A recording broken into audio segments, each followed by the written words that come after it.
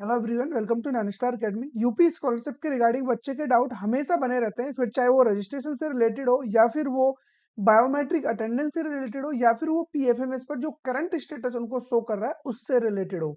ठीक है, fresh student के अलग से प्रॉब्लम है, रिन्यूअल वालों के अलग से हैं, तो हम कोशिश करेंगे कि सभी को यहाँ पर टच किया जाए। और जो मेन पॉइंट रहेगा यहाँ पर जो जिसके रिगार्डिंग हम बात करने वाले हैं वो है यहाँ पर बायोमेट्रिक अटेंडेंस सिस्टम। ठीक है, जिसके रिगार्डिंग बच्चों को काफी ज्यादा परेशानी देखने को मिल रही है बायोमेट्रिक के अकॉर्डिंग।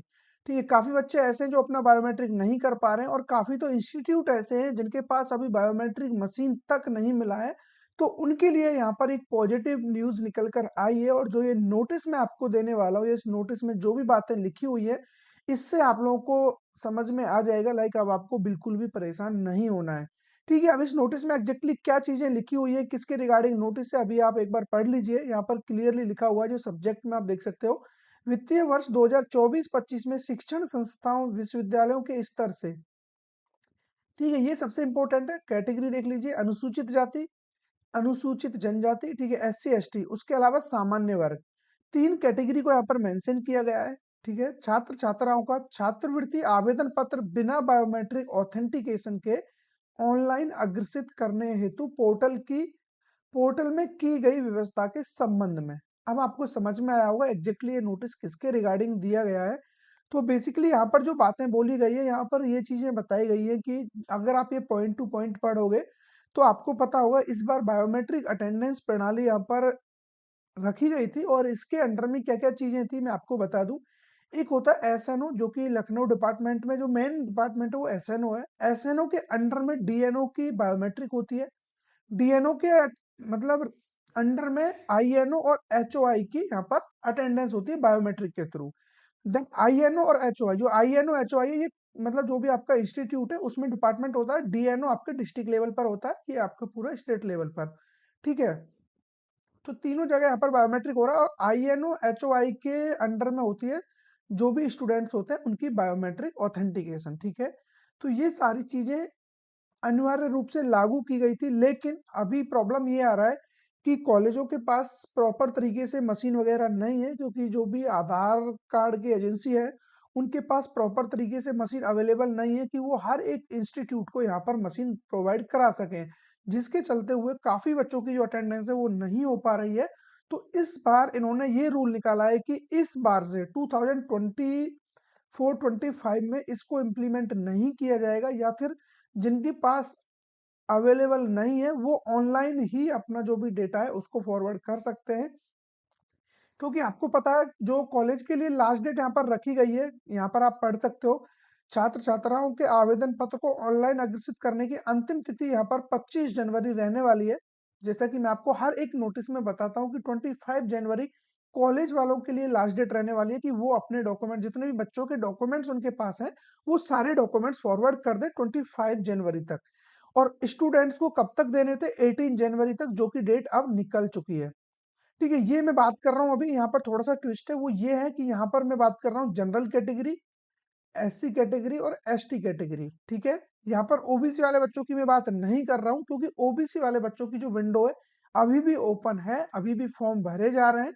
ये ओबीसी वाले बच्चों का जो भी रजिस्ट्रेशन डेट है वो 30 जनवरी तक चलने वाली है, तो 30 जनवरी तक ये बच्चे फॉर्म फिल कर पाएंगे। लेकिन मैं बात करूं यहाँ पर जनरल, एससी और एसटी, इसके अलावा माइनॉरिटी वाले बच्चों के लिए भी जो डेट है सेम रहने वाली है, क्योंकि इन बच्चों के लिए कोई भी डेट आगे एक्सटेंड नहीं की गई है। तो ये बच्चे भी थोड़ा ध्यान से इस चीज को सुन लें, क्योंकि आपके पास 18 जनवरी लास्ट डेट थी कॉलेज वालों के लिए डॉक्यूमेंट्स देने के लिए, और कॉलेज वालों के पास लास्ट डेट है 25 जनवरी। तो अब यहाँ पर ये पॉसिबल नहीं हो पा रहा है कि जो भी अटेंडेंस, जो आपका डेटा आया है, वो सारा डेटा कॉलेज बायोमेट्रिक के थ्रू आपका आगे प्रोवाइड करा दे विद बायोमेट्रिक। तो ये अभी पॉसिबल नहीं है, क्योंकि हर एक इंस्टीट्यूट के पास मशीन नहीं है।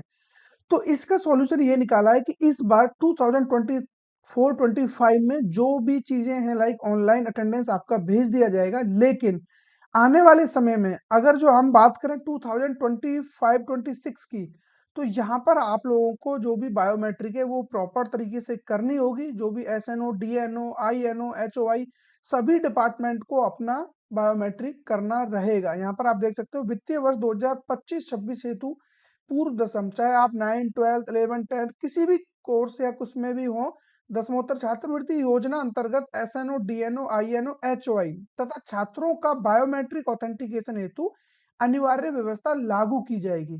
तो ये कब की जाएगी? 2025-26 से इस बार की गई, लेकिन ये प्रॉपर तरीके से काम नहीं कर पा रही है, क्योंकि काफी कॉलेजों के पास मशीन नहीं है, काफी बच्चों का अटेंडेंस हो नहीं पा रहा है, बार बार ट्राई करने पर भी टाइम ज्यादा बचा नहीं है, क्योंकि इनको स्कॉलरशिप टाइम से प्रोवाइड कराना जरूरी है।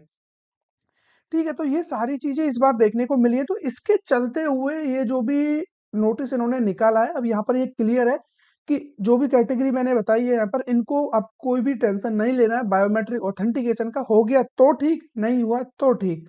ठीक है, बाकी अब आपका काम जो भी होगा, जो एनआईसी द्वारा स्क्रूटनी होती है, उसी के थ्रू ही आपके डॉक्यूमेंट्स वगैरह सब कुछ वेरीफाई हो जाएगा, और यहाँ पर बायोमेट्रिक का कोई भी टेंशन आपको नहीं लेना है। हालांकि इसको इम्प्लीमेंट इसलिए किया गया था ताकि जितने भी यहाँ पर फ्रॉड तरीके से एप्लीकेशंस फॉर्म फिल किए जाते हैं, या फिर काफी इंस्टीट्यूट ऐसे हैं जो इसका गलत फायदा उठाते हैं, तो उस सबको रोकने के लिए, डमी रजिस्ट्रेशन यहाँ पर ना हो सके, उस सब के लिए ये जो भी स्कीम लागू की गई थी। लेकिन अभी ये पूरी तरीके से लागू नहीं हो पा रही है, क्योंकि डिवाइसेस की कमी है, टाइम बहुत कम है, इसके लिए इसको रोक दिया गया है, और कॉलेज वगैरह सब कुछ आपका फॉरवर्ड कर देगा, टेंशन बिल्कुल मत लेना। जो भी ओबीसी वाले बच्चे हैं, उनका अटेंडेंस अभी हो रहा है, अभी टाइम भी है आपका, आपके रिगार्डिंग कोई भी नोटिस नहीं आया है, तो आप बिल्कुल अभी खुशी मत मनाना इस चीज के लिए कि अटेंडेंस का सिस्टम अपना खत्म हो गया। हालांकि ओबी जनरल एससी एसटी वालों के लिए तो ओनली वन टाइम ही था वैसे भी, अब वो भी हट गया एक तरीके से। बाकी ओबीसी वालों के रिगार्डिंग कोई भी ऐसा नोटिस नहीं है, और जब भी आपके लिए नोटिस आएगा, सबसे पहले इस चैनल के थ्रू आपको बता दिया जाएगा। ठीक है, आई होप आप लोगों का जो बायोमेट्रिक के रिगार्डिंग यहाँ पर डाउट था, अब वो एकदम से क्लियर हो गया होगा। और बाकी माइनॉरिटी वाले बच्चों को कोई भी टेंशन नहीं लेने का है, उनका जो भी चल रहा है प्रीवियस ईयर के अकॉर्डिंग सेम इस बार भी ऐसा ही रहा है। लेकिन आने वाले समय में मेरे अकॉर्डिंगली हर एक कैटेगरी का बायोमेट्रिक अटेंडेंस होगा, सारी चीजें प्रॉपर तरीके से कराई जा रही होंगी। इसके अलावा आपका क्या डाउट है, फटाफट कमेंट में बता दीजिए। तो फिर मिलेंगे ऐसे किसी इंटरेस्टिंग टॉपिक के साथ, तब तक बने रहिए हमारे साथ।